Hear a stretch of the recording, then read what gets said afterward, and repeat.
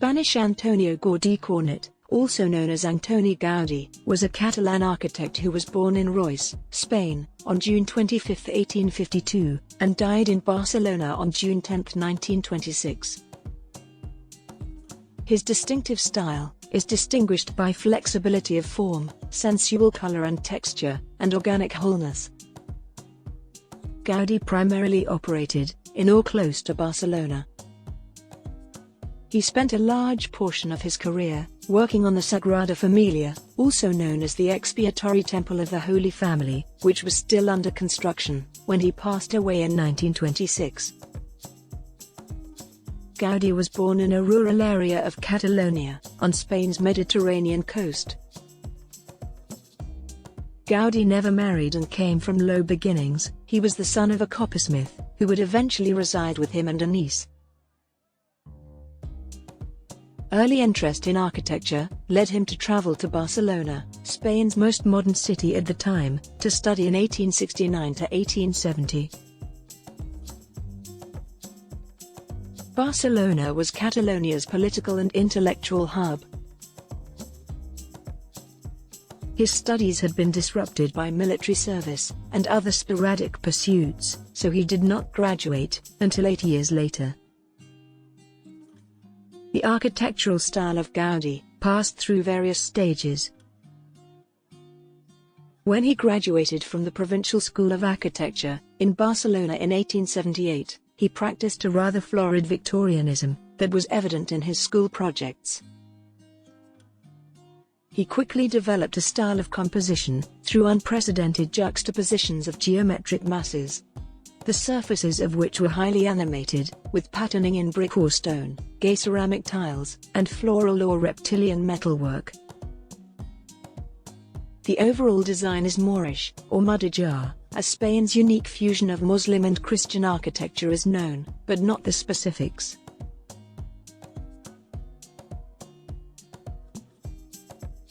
The Casa Vicens, 1878-80, El Capricho, 1883-85, and the Güell Estate and Güell Palace, from the later 1880s are all examples of his Mudéjar style, with the exception of El Capricho, all of which are in Barcelona.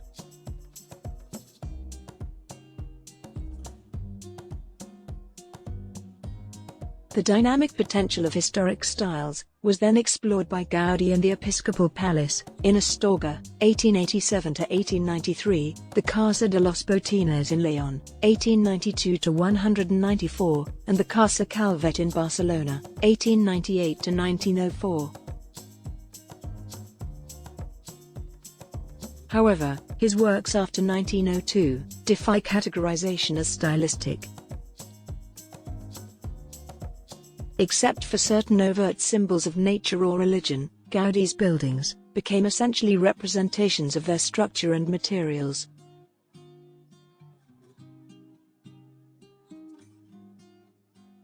He achieved a type of structure that has come to be known as equilibrated in his Villa Bellesguard, 1900-1902, the Güell Park, 1900-1914, and the Colònia Güell Church, 1898-1915, south of that city. This is a structure made to stand on its own, without internal bracing, external buttressing, or the like, or, as Gaudi noted, as a tree does.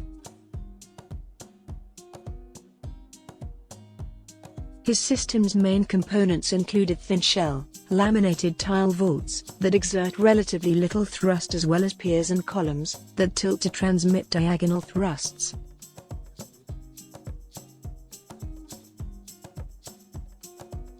Two multi-story apartment complexes in Barcelona were subjected to Gaudi's equilibrated system. The Casa Milà, 1905-1910, whose multiple stories are organized like clusters of tile lily pads with steel beam vanes, and the Casa Batlló, 1904-1906, a refurbishment that included new balanced features, particularly the exterior.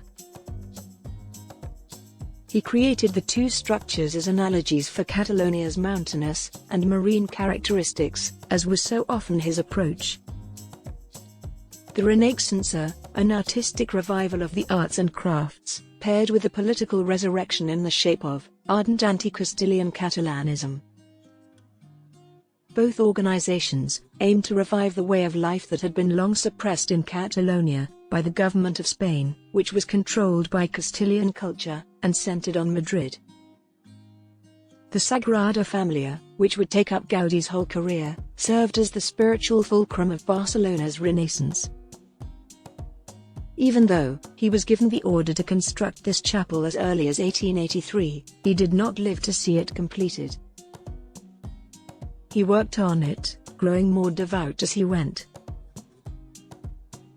After 1910, he essentially stopped doing anything else, and eventually isolated himself on the property, living in the workshop. Gaudi was killed by a trolley vehicle in 1926, while en route to Vespers, a few weeks before he turned 74. He passed away as a result of his injuries. The Sagrada Familia was still under construction until into the 21st century, after Gaudi's passing. Pope Benedict XVI dedicated the unfinished church as a basilica in 2010. Gaudi equilibrated the cathedral Gothic style into a complexly symbolic forest of helicoidal piers, hyperboloid vaults and sidewalls, and a hyperbolic paraboloid roof. In his drawings and models for the Church of the Holy Family, only one transept with one of its 4 towers was finished at his death, outdoing the bizarre concrete shells constructed all over the world in the 1960s by engineers and architects who were influenced by Gaudi. Apart from this and the comparable, frequently naive respect that surrealist and abstract expressionist painters and sculptors had for Gaudi, Gaudi's influence was relatively small, being mostly represented by a small number of admirers of his balanced structure. When the International style was the preeminent architectural movement in the 1920s and 1930s, he was disregarded. By the 1960s, he had earned the respect of both experts and laypeople for the limitless and tenacious ingenuity he applied to any design project he was given. Gaudi's architectural creations are notable for their variety of forms, textures, and colors, as well as for how freely and expressively they appear to have been put together. A Gaudi building's intricate geometries and structural design are so in tune with one another that the entire thing, including its surface, gives the impression of being a natural item in perfect harmony with the laws of nature. Gaudi's life was also influenced by this sense of complete wholeness. His personal and professional lives were intertwined, and his collected remarks on the art of building are really aphorisms on the art of living. His passion for architecture, which to him encompassed many different arts, was unwavering. There is a link in the description to gifts and merchandise with the subject Antoni Gaudi, if there is any interest.